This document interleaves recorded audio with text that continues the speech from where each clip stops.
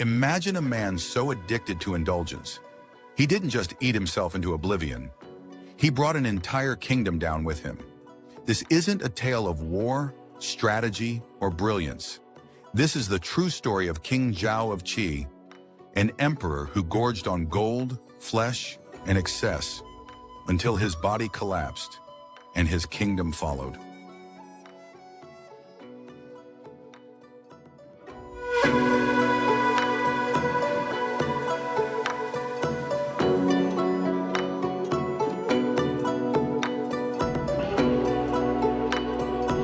In ancient China, kings were revered as gods. They commanded armies, built cities, and shaped history. But some chose a different path. King Zhao ruled the powerful state of Qi in the 3rd century BC, an age of philosophy, invention, and conquest. Yet Zhao chose none of those. He turned his throne into a dining chair, and his kingdom into a personal buffet.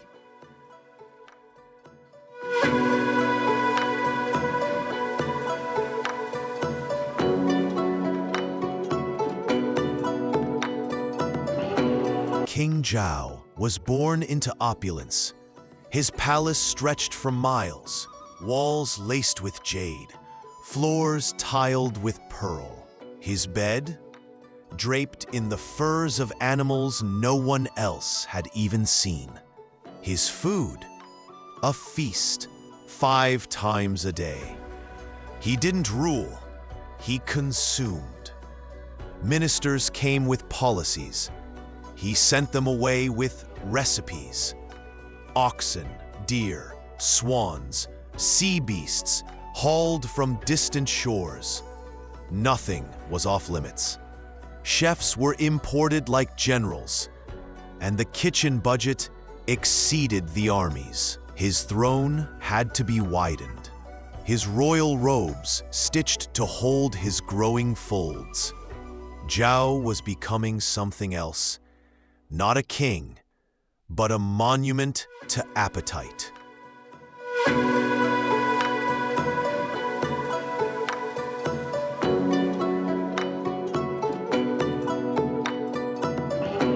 The royal court became a grotesque performance. Servants lay flat, their backs used as tables. Officials stood motionless for hours, holding up plates of monkey brain, boiled eel, fermented yak milk. At one banquet, Zhao forced a minister to eat until he vomited, then made him continue. Zhao demanded virgin animals, never seen, never tasted. Creatures hunted to extinction just to excite his tongue. If he liked a dish from another land, he sent soldiers to conquer the region, not for power, but for flavor, all while peasants starved. The granaries emptied, droughts spread, fields burned, but Zhao only noticed when a rare plum went out of season. This was not decadence, this was decay in motion.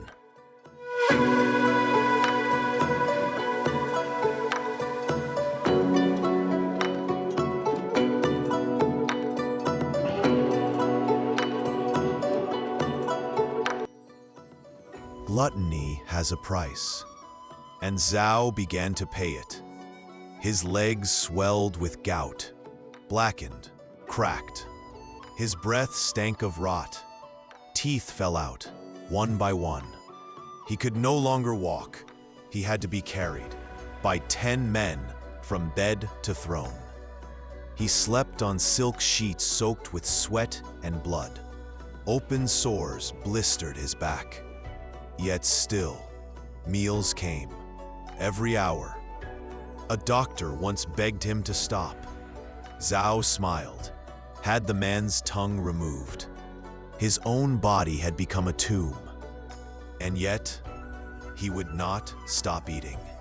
Palace servants burned incense day and night, not for worship, but to mask the stench of a rotting god.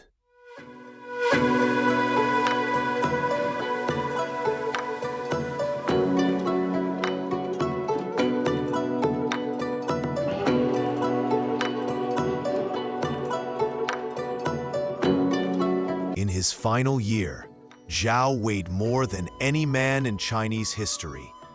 Rope systems were rigged to move him. His bed had to be rebuilt. He hadn't seen the sun in months. One day, he demanded a pork belly soaked in honey. He choked on it.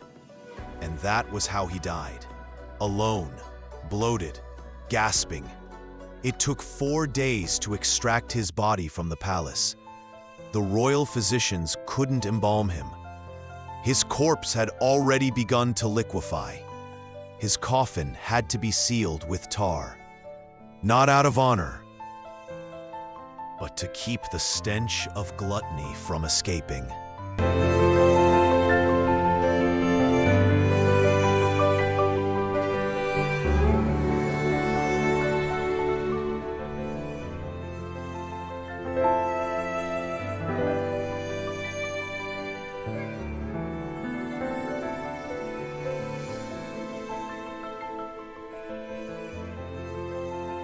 With Zhao's death, chaos followed.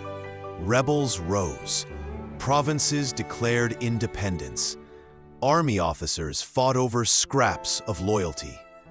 Qi's enemies saw weakness and moved swiftly. Within a decade, Zhao's mighty kingdom, the jewel of eastern China, was absorbed. Not in glorious battle, but in quiet surrender. All that remained was silence, and a single tale, too grotesque to repeat aloud.